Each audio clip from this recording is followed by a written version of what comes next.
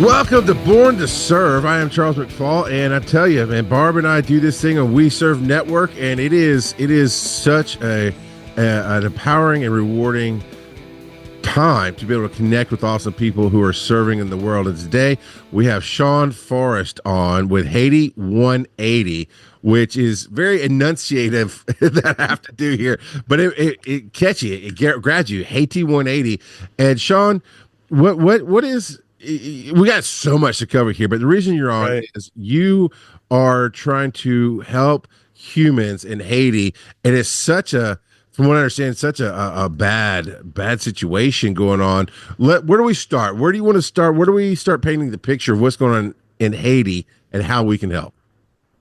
Great. Well, do you want me to tell the history, or do you want me to just get right in the nuts and bolts now? Yeah, let's start with how you got involved. What brought you to bringing relief? And I saw on your website that you bring schools, you bring cleanliness. Honestly, I mean, it's hard to say it that way. You bring stuff that brings a better life to the people of Haiti. How did you get called to do that? How'd you get involved? Well, it started with a half bottle of Jack Daniels, and I was singing Margaritaville by Jimmy Buffett. And I was all great stories start, I do believe. So I was on stage, man, and I used to sing out, perform in bars and nightclubs everywhere, and I probably sung Margaritaville probably my 3,000th time. I was drinking, and this guy came up to me and said, "Hey, can you play Margaritaville?" And I'm like, "Sure." You just dance to it. And then he got sick right in front of me, and I was like, I wonder if there's more out there.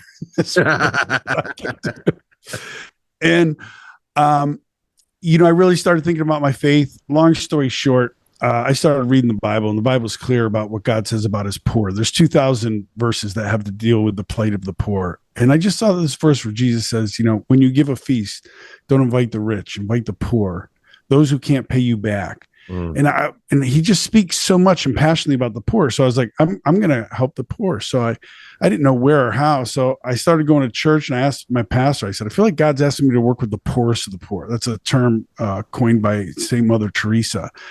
And he goes, I'm going to Haiti in 2 weeks. I'm like, I'm in. And I thought it was in Africa. I had no idea where it was. I was just an idiot. So I'm like packing to go to Africa. He's like, it's off the coast of Florida, you knucklehead. I'm like, all right, even better.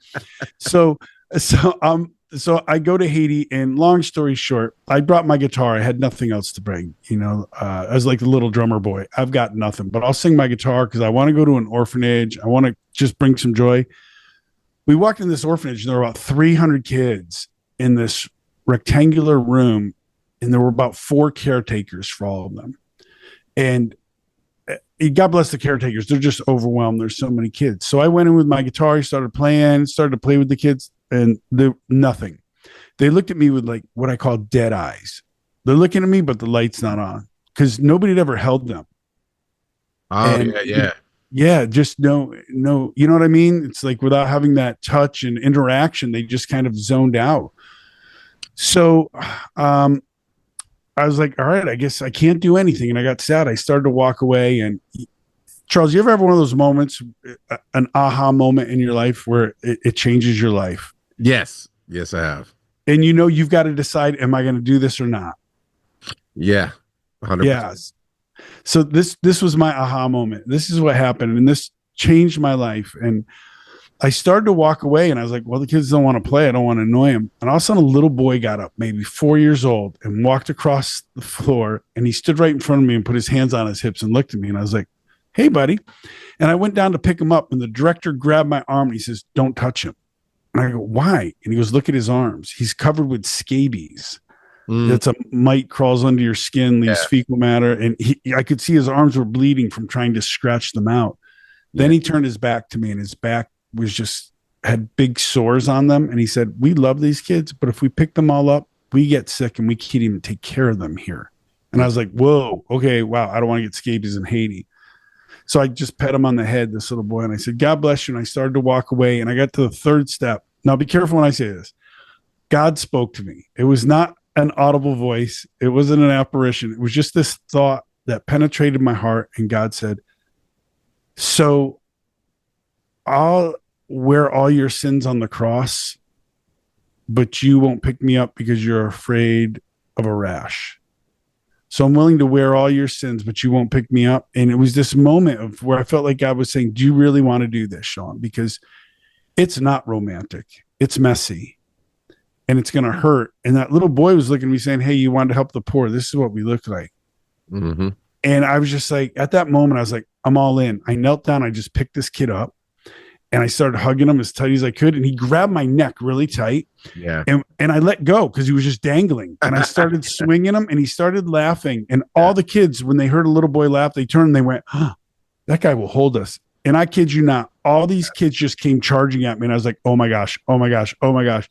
And they were jumping on me. I was hugging on them, loving on them. I was covered in snot and I don't know what. And I always say, I was like going, this is so beautiful. I'm truly going to die tonight from this, but this is so beautiful. And it was at that moment I said, God, I want to do something here. I want to build an orphanage that will become a home for former orphans, not just an orphanage, but a home.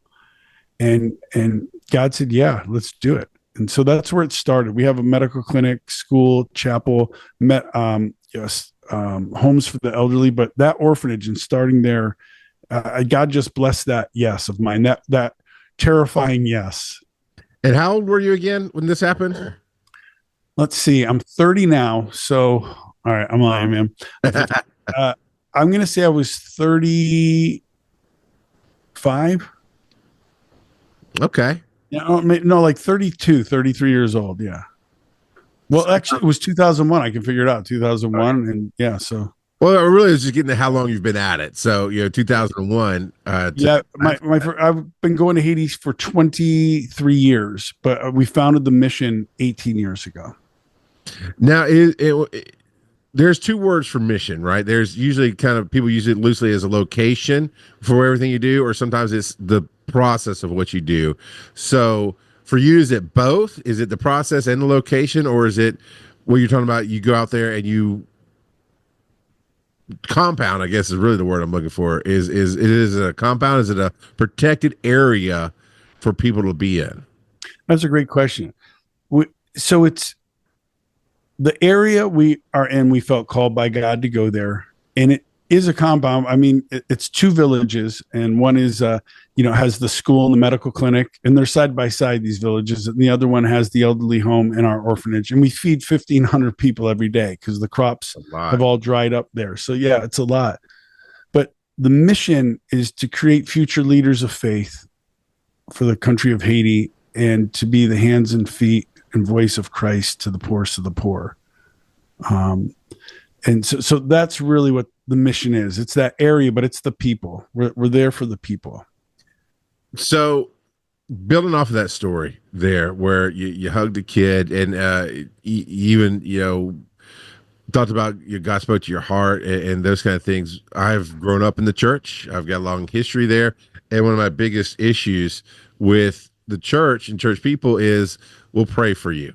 There's no action. It's always, oh, God will do something. And I imagine you've done a lot. Just setting up the whole question in almost 24 years of doing this. How much of what have you sacrificed? What does it cost you to help build this, to relieve human lives, to help human lives? These questions, man, you're killing me. They're so good. They scare me a little bit. What's it cost? So, I mean, I've gained, I'll put it like this.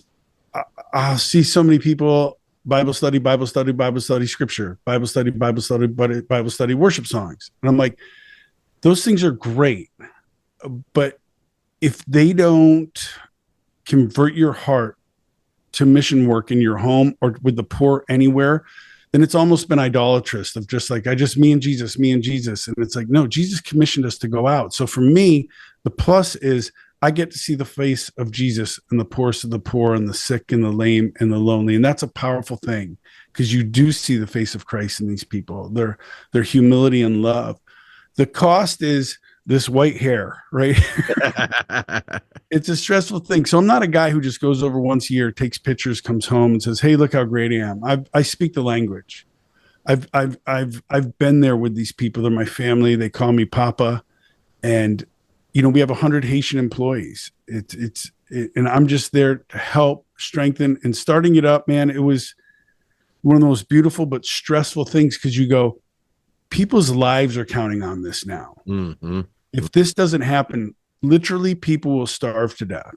Children will go back to the streets and be trafficked. The elderly will die alone in their huts like they were going to before we found them.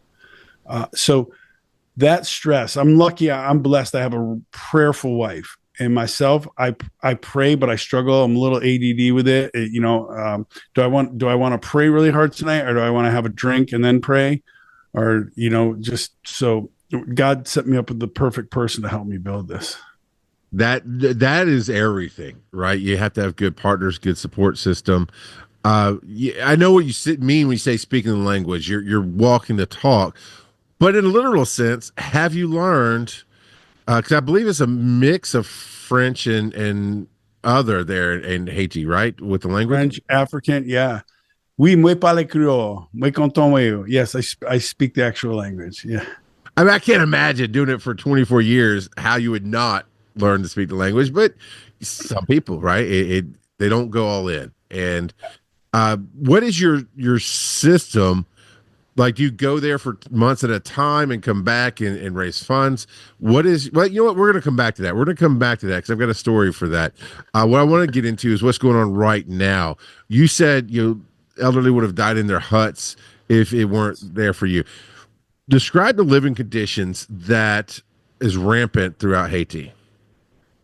So, there's a very minimal group of wealthy, and the rest, the majority are living from tin roofs, all connected as far as you can see, of the people living in the slums, which is horrifying. Just the waste. There's no place to go to the bathroom. There's no sanitation.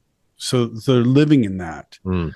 And up in the mountains where we are, we're with the peasant farmers, where it's usually just sticks and clay and straw on top of their house, dirt floor, and a cutout hole in the back to be able to go to the bathroom in. So it's pretty rugged, especially when the storms come. Where hurricanes just love us. And so it's like blow the house down, try to rebuild it again. And I mean, we're talking with people who don't eat every day. So living situation is really difficult. Or you get somebody who's got a little more money, and it's just almost like slums of like, there's a brick house here, brick house right next to it, no running bathroom, no air conditioning, no wind coming through, just very hot in the city, very, very hot. It's brutal.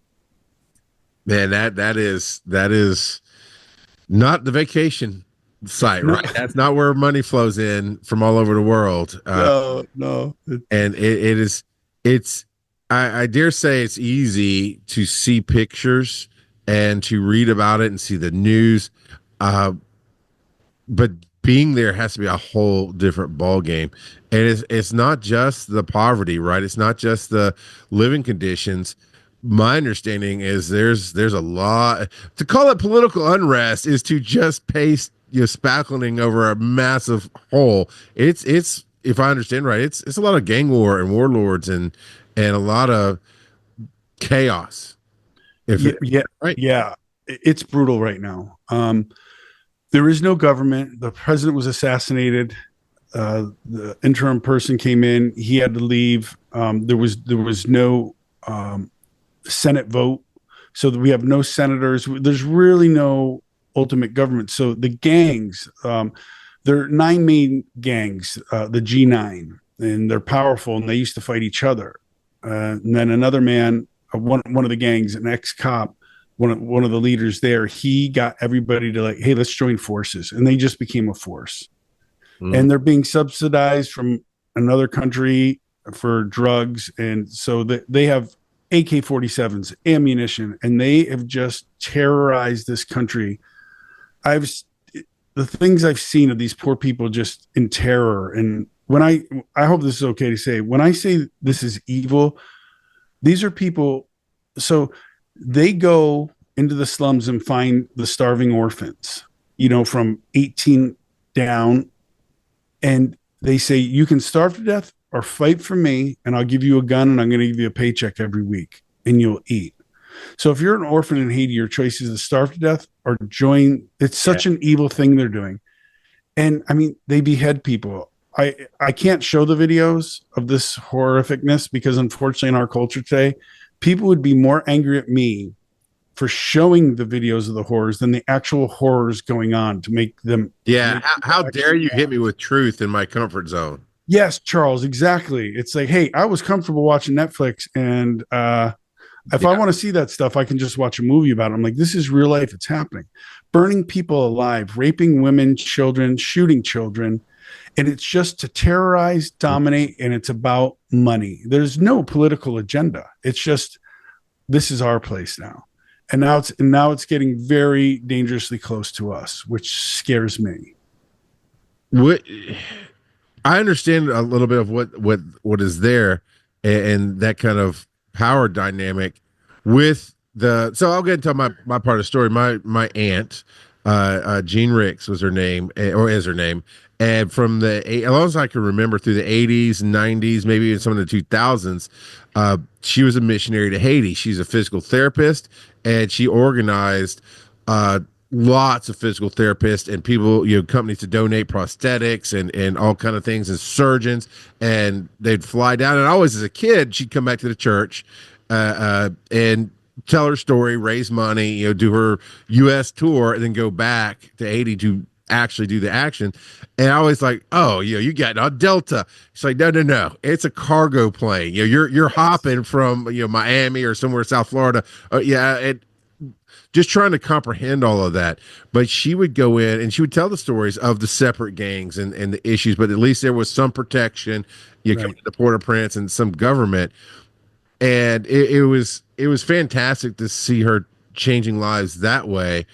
But now to hear that the government's been assassinated and you have this major power there that is the gang. Yeah. What hope does any elected official even have right now in bringing any kind of law and order? Yeah, exactly. Great question. None. Until the gangs can be, if you take out the leaders of the gangs, these kids are going to be fearful. And I think a lot of them are going to run away because they're like, wait, I thought we're untouchable. Wow. So until the force comes in and can do that, remember, there's no military in Haiti, but there's a police force, and they only have pistols with maybe 5 or 6 bullets going against guys with AK-47s, four magazines. So they're like, you want me to charge into that? Are you kidding me for $20 a day? But they have been brave. The police have been brave. But yeah, until that the heads of the power of the gangs are removed, there's nothing that can happen. Can I say one more thing? Always. I sometimes I feel like people think like the Haitian are weak and poor. Remember, they were slaves. They were enslaved by the French, and they took up the machete against the musket and won their independence. And so we're talking about a people. When the earthquake happened in 2010, almost 300,000 people were killed in seconds. Yeah. A month later, 100,000 people went to the Capitol with their drums and worshiped God. And a man is quoted as saying, "We want to show the devil we can shake the ground with our faith." This is the people I'm talking about. They will rise up. They just need a little help here because bad guys have guns, good guys don't. That's never a good situation. Yeah. Because guns cost so much in Haiti. The average annual salary of a Haitian is anywhere from 300 up to 1,000 on the high end a year. A year. Yeah, and a gun in Haiti is $5,000 to $8,000. So they can't afford to protect themselves, and it's just they're just being extorted, murdered, and raped, and it's horrible. So what can we do about that, John? How does the average person watching and listening to this get involved? It's easy to go to Haiti180.com and click a donate button, but what if they want to do more? Or you tell me, how is the best way people can help out? Well, honestly, we can't bring many things in, so we just need money over there. And I hate to say that, but it's funds that we need because we need to fortify our position out there. We need to be able to defend, protect our place. We need to buy food in bulk now because they're probably going to shut off the food distribution for us. So we need at least 6 months of food. That's expensive. I'm also going to be bringing over some ex-military with me to help train people and the police department. to be able to defend themselves better of the gangs that are coming. We have the support of the police chief, the appointed by the people governor of the area, and our bishop there is just saying, there's a slogan we have now that a beautiful elderly priest came up with, and he said, we must resist to exist. If we don't do that, we will all be annihilated. So we've just started this campaign, resist to exist. And so far, our organization seems to be the only one that can get these things and help these people. And that, I mean, we still have to feed everybody, keep the kids in school, and try to keep life as normal as possible. But in the meantime, we have to deal with this threat. So if people will donate to us, we're not an NGO. We're just a nonprofit. It's my wife, my son, and me here back in the States. We've just dedicated my kids have been going since they were 6 and 8 years old. So the bulk of the money is going there. We don't have 50,000 employees. So when you give to us, that money is going there. And the other thing is awareness. Like this podcast, share it with as many people as possible. Look online. You can just see the violence online and then just say, God, can I go to bed knowing sorry, Charles, I'm rambling, but hit it. I have a lot of faults, but one gift God has given me is intense empathy. For me, I get 4 hours of sleep a night because it's difficult for me to shut down. I just think of, imagine a little girl watching her father be beheaded, her mother killed, and their brother, and then these men come in to have their way with her and rape her. The horror in this poor girl's eyes, I see that and I feel it, and I go, how can I go to bed and be ready to face the Lord knowing I didn't do a damn thing about it? I just can't live like that. I'm a sinner. I'm a mess up. So sorry. So that's how people can help, right through the website, prayer, and getting attention, even to higher ups. If you know people, recently they just made the U.S. made them terrorists, foreign terrorists, gangs. So sorry, Charles. I get passionate. I just start babbling. No, passion is what we need in this world. It is way too easy in our TikTok society to do 6 seconds. Okay, and just be disassociated. And I want to go back to you talking about thinking about that little girl. I've been a paramedic and first responder for over almost 30 years now, wow. And the first rule in EMS is you cannot save them all. Second rule is we do everything we can to save everybody we can. But right. The toll it takes when you have that mentality and training is a lot. And you're talking about, for lack of better words, going in as an average citizen. And how do you not give up when you see those things? When you go, it's almost, you are fighting the oncoming tsunami of evil and poverty and natural disasters. And just how do you keep going, Sean? Man, I wish I could be at your house laying on a couch. I feel like this is. I got it right here. This is such a great therapy session for me. God makes me see the little victories. Like, for example, one of our girls from the orphanage was so little when she was with us. She just left to go to college at one of the cities in Haiti to be a doctor. One of our boys with special needs, little Andre, we finally got him to a place where he's now attending school. Watching one of the older kids feeding one of the babies and singing to them. I have to just fill my heart with those. And the gang stuff is really disappointing and depressing and dark. But I think what has broken my heart is just the lack of just people wanting to like help here. And I think they're overwhelmed. They're like, what can I do? So I get that. But like when I put out a post saying, hey, we're in danger of being annihilated, we need to act quickly. Yeah. And I get the thumbs up or the praying hands from people that I know. And I'm like, we have a thing called Team 180. Join it. It's $3.33 a week. Please help us. But I get people are given to other things, but I'm like, this is like a life and death matter right now for us. Yeah. Literally everybody that I love can be killed in months by these gangs. And so it's scary. Yeah. And because as I do these interviews, I hear like an imaginary audience feeding back and those kind of things. And one of the things is, well, this environmental climate, $3.33 a week is what, $15 a month? and Yeah. I can't cut out $15 a month. I challenge you to just pay attention through today. As you've heard this, have you seen this? Pay attention to your life. What did you just throw down on a Coca-Cola because you were thirsty? What did you just throw down on McDonald's because, I'm busy and I got to grab something to eat? Where are you leaking money? $1. Give $1. Give just $5. Every little bit helps. And that's what makes a difference in everything is that it's not you have to solve all the problems. I don't have a $1 million check. I wish I did. I would write it right now. I don't have $1 million check. Just say, here, buy all the food you can for 6 months for that.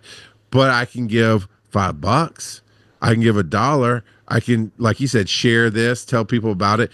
But Sean, right now, what are you needing to raise? What is I know it's an ongoing target, but what is the biggest thing you're focused on right now? Yeah. So you're right. It's an ongoing target. Like we're barely funded just for food, education, our teachers and everything. Like I'm praying every month for the money to come in because I don't know rich people. I know people who make as much as I do. So I'm counting on just vast numbers of people doing it. But people get afraid, like you said, with the economy and tariffs and stuff. And I understand that. But for right now, the bare minimum is $600,000. I've raised $250,000 so far to be able to do the things we need to keep us safe, to bolster the police. There's militias. There's people popping up saying enough is enough, and they're good people, and I know them. Yeah. I've gone into some of the most dangerous places to meet with people just to encourage them and say what you're doing is so brave, so incredible, and I've got your back. So we formed this "We Must Resist to Exist" campaign. So it costs. I mean, it costs. But I know that we have a better shot with these supplies than without. We have no shot without.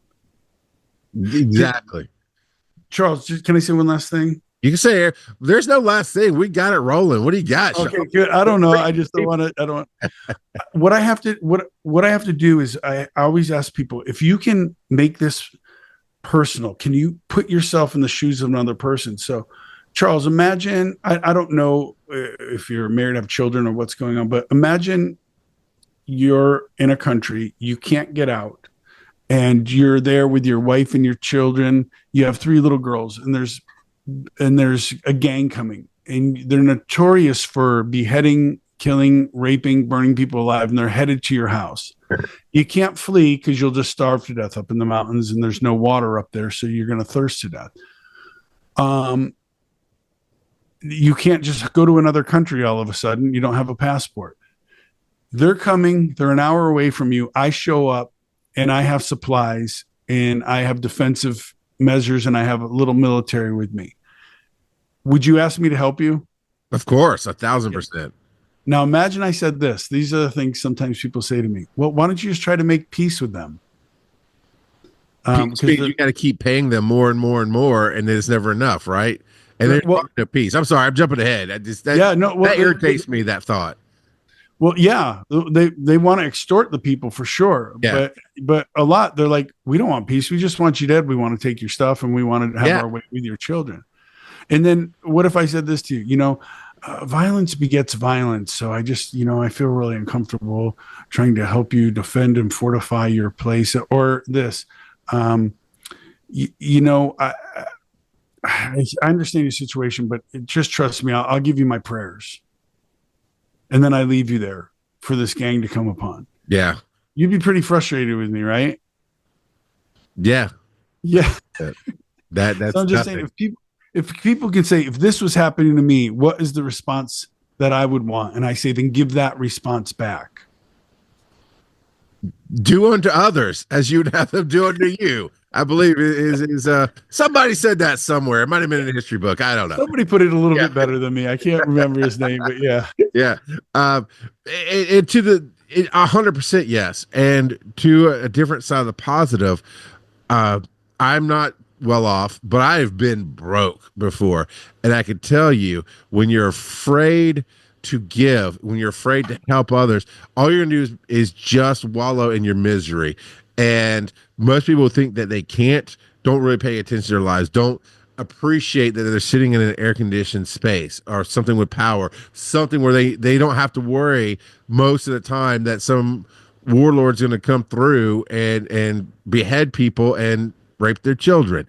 They, we don't think about that, but you do give a little bit. And I can tell you, even when I was broke, I found ways to help people, even if it's go to work in a soup kitchen, physically handing out food to people. If I had $1 to give to somebody, something, because when you're focused on your own negatives, that's all you'll ever get. So I'm just trying to impart that vision of $3.33 a day. I mean, you just just this tiny amount. I mean, a week. You said a week. I'm sorry, a week. It's just this tiny amount, and what it does for you and your soul, not just riches in heaven, not just oh God will love me. It actually makes you feel better about who you are, and then that flows you through a whole different world that is there. And if you want to even feel better about yourself, I believe Dan said that y'all might have something coming up in the fall. That is a fundraiser. Yeah, I'm doing a concert with Amy Grant in Connecticut, in Fairfield, Connecticut, Black Rock Congregational Church. So I'm so happy she agreed to do this, and she's so generous with her time in setting this up for us. So I'm thrilled. She's just such a sweet person. So it was a tender heart, and that's what we need, And the way I phrase it that way about feel better about yourself, go to the concert, have a great time, and the money you give there for the concert and everything else, that will help benefit. But we got a long way to go before the fall. Yeah, you gotta survive to the fall. So Haiti180, and you said Team 180 is the a group that we can join. Yeah. You just click donate. You can do $15 a month, or you can do as much as you want. So if there's somebody rich saying, I'm sick of these poor people having to be afraid, I'm going to step up, man. God bless you. I love you. Please do it. I just wish they could meet the people. It's a game changer. We've had 2,000 missionaries come over whose lives have been radically changed by being with an elderly woman who hasn't eaten for a few days, and we make her a spaghetti, and she goes, "Thank you, God, you didn't forget me." And then we'll just hold their hands, or just sitting with one of the kids, looking up at you tenderly and touching your face. And the alternative was they become a gang member, or they just die. And there's just something powerful about seeing Christ in the eyes of the poor, and their tenderness and their generosity. And in this day and age of social media, and all of us, at least Americans, right, we carry these devices, these phones in our pockets. Is there any videos? Is there anything that you're doing? This just shows the reality of talking with that lady, feeding that lady, so we can get that experience out to the world in their own homes. Because the truth is, most people are not going to leave the U.S. and visit Haiti and have their lives changed. Right. Yeah. If you YouTube or go onto our Facebook, Haiti180, we update videos all the time, really touching things. And Charles, you made a great point. You don't have to go to Haiti to be a missionary, but there are lonely in your own neighborhood at elderly homes. And just like even the person on the corner, it says, I need $2. Can you help me? Maybe stop and get out and say, tell me your story. I want to know you. I mean, I've had people, I say, hey man, you're going to buy a beer with this, because I could see he had beers over there. And he goes, probably. And I said, I'll tell you what, there's a pub right over there. I'll buy a beer, but I want to know your story. I want to know you. That's mission work too. Just locally in your home. I always tell kids who want to come to Haiti, do you visit your grandparents? No. And I'm like, well, why would you go to Haiti go visit your grandma, let me see a servant heart in you. Yes. Man, you've got the servant heart. You obviously aren't even afraid. You put your life on the line to go into that country. And you take care, you put yourself out there. It's very admirable. It's almost shameful that I don't do as much, is what I'm saying. I know you're not bringing the shame, you're bringing the positivity, but it's like just to talk to you, just to see that energy, just to see your passion, and that you're not just talking, you're doing. It definitely makes me want to get up off of my couch here and do something and help people. So But you're doing this. So, like, body of Christ, everybody has things that they can use to help God's poor and their lost. And you're doing that for me right now. So thank you. Absolutely. Everybody, Haiti180.com, Haiti180 across all social medias. Go give $1, just something. And in the meantime, that human connection, eye contact. You brought up a great point. Even if I don't have cash in my pocket when there's homeless around, look them in the eye. Treating somebody like a human being could change their life forever. And Absolutely. so, Amen. I love, yes, exactly. Look them in the eye. That's beautiful. any last things you like to put out that we haven't hit, that we haven't touched, that the world can get on board with you? Man, just Spotify, check out my music, because all the concerts I do, everything I do goes to support Haiti 180. So I go to Haiti 1 month, come back here and do concerts, speak at churches, colleges, raise the money, go back down. So that's my life. Just, raising money here through song and speaking, and then heading back down to be with the people. And all that's under Sean Forrest? Right. Gotcha. Man, so many ways. You made so many ways to help and connect. If we don't do it, then it's 100% on us. And I want everybody to hear that. If he's made every way possible. If we don't help, maybe God's not in your life. I don't know. I shouldn't say that. I shouldn't dog that on people, but just let's help people. We are all born to serve. And here's yet one more way for you to help. Thank you, Sean, for sharing your message. And we're going to do everything we can to bring a light to what you do and to put money where our mouth is. Thank you, Charles. Man, it's been a pleasure speaking with you, brother.